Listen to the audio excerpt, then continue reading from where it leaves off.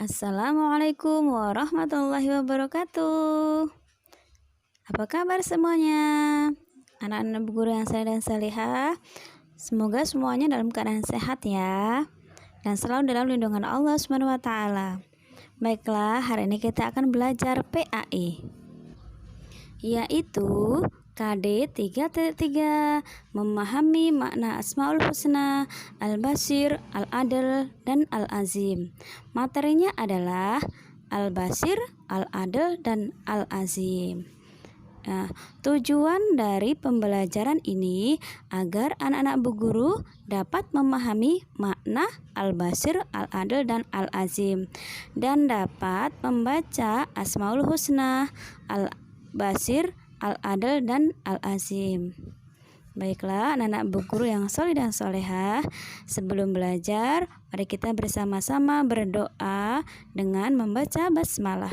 Bismillahirrahmanirrahim.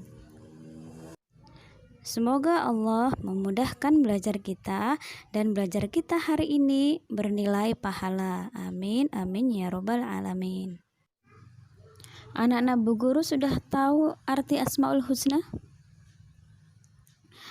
Asmaul Husna artinya nama-nama Allah yang baik atau nama-nama Allah yang bagus.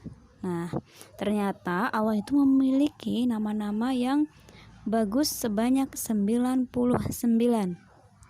Tapi sekarang kita hanya akan belajar 3 Asmaul Husna saja, yaitu Al-Basir, Al-Adl, dan Al-Azim. Yang pertama, Al-Basir, yang artinya yang maha melihat. Allah maha melihat segala sesuatu, baik yang kecil maupun yang sangat kecil, atau yang tidak bisa terlihat oleh mata.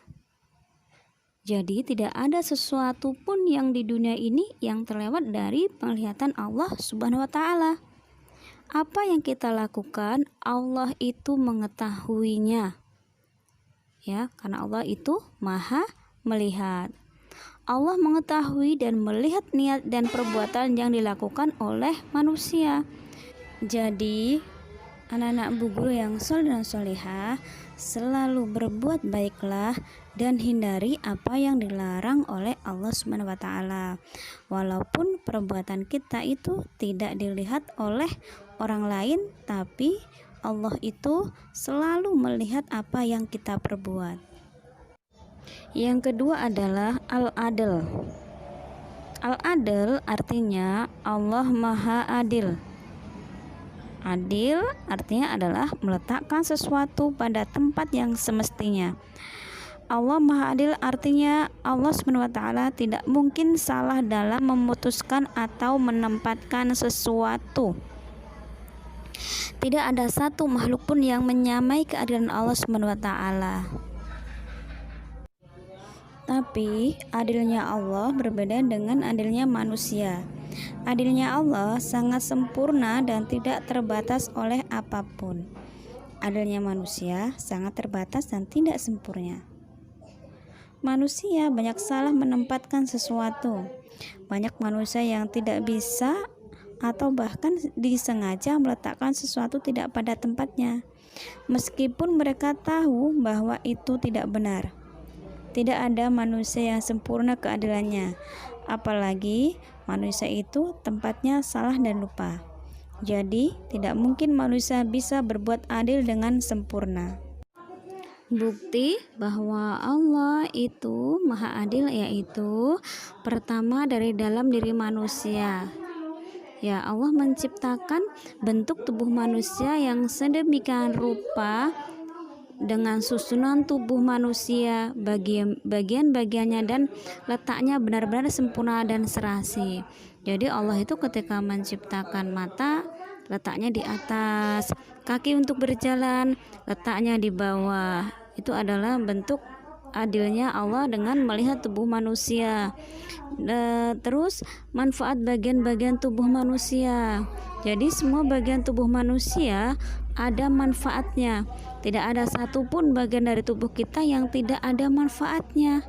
Misalnya kepala itu sangat bermanfaat sekali. Kalau manusia tidak ada kepala, apakah manusia dapat hidup? Nah, itu adalah bentuk dari keadilan Allah Subhanahu wa taala. Dan akal pikiran manusia, ya Allah Subhanahu wa taala ketika menciptakan manusia itu adalah sebagai khalifah, yaitu pemimpin di muka bumi ini. Jadi Allah telah menciptakan manusia begitu sempurna dengan dilengkapi akal pikiran, sehingga dengan akal itu manusia bisa menjalankan tugas sebagai khalifah dengan baik. Yang kedua yaitu dari luar diri manusia. Bukti bahwa Allah SWT Maha Adil, terutama dari luar diri manusia itu sangatlah banyak. Manusia tidak akan mampu menghitungnya atau merincinya. Yang pertama itu Allah Maha Adil dalam menciptakan sesuatu. Jadi ketika Allah menciptakan sesuatu, semua adalah sangat-sangat bermanfaat. Tidak ada yang sia-sia ketika Allah menciptakannya. Yang kedua adalah Allah Maha Adil dalam memutuskan hukum. Allah SWT Maha Adil dalam memutuskan hukum terhadap hamba-hambanya. Yang benar diputuskan benar dan yang salah diputuskan salah. Hukum-hukum Allah itu terdapat dalam Al-Quran dan Sunnah Rasulullah SAW. Yang ketiga, Allah SWT Maha Adil dalam bidang ekonomi. Jadi di sini dalam rangka mewujudkan pemerintahan dan kesejahteraan masyarakat, Allah SWT memerintahkan kepada orang-orang yang kaya untuk membayar zakat, infak, dan sedekah. Itu semua harus diberikan kepada orang yang berhak menerimanya, seperti orang fakir dan miskin. Asmaul Husna yang ketiga yaitu Al-Azim. Al-Azim artinya Allah Maha Agung. Keagungan Allah SWT sangat sempurna. Tidak ada satu makhluk pun yang bisa menyamai keagungan Allah SWT. Hal itu menunjukkan bahwa hanya Allah SWT saja yang Maha Agung. Manusia mengira dan merasa jika dirinya mempunyai harta yang melimpah, jabatan, dan kedudukan yang tinggi, dengan itu semua manusia mengira dirinya akan menjadi manusia yang mulia, luhur, dan terhormat. Akan tetapi, banyak manusia yang lupa bahwa tidak semua manusia bisa mendapatkan harta yang berlimpah dan kedudukan yang tinggi. Setiap manusia bisa dan boleh mulia atau terhormat. Untuk menjadi manusia yang mulia, luhur, dan terhormat bukan dengan harta dan kedudukan, akan tetapi kemuliaan, keluhuran, dan kehormatan manusia itu disebabkan kedekatannya dengan Allah SWT. Manusia yang selalu menjalankan semua perintah Allah SWT dan menjauhi semua larangannya, itulah yang dikatakan manusia yang mulia, luhur, dan terhormat. Jadi Allah itu tidak memandang kaya, miskin, cantik, atau kalau laki-laki ganteng, tapi kemuliaan seseorang itu dilihat dari ketakwaannya.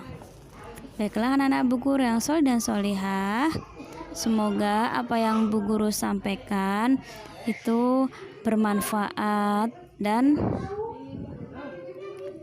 menambah ilmu kita semua.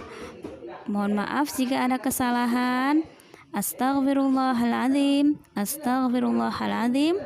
Astaghfirullahaladzim. Assalamualaikum warahmatullahi wabarakatuh.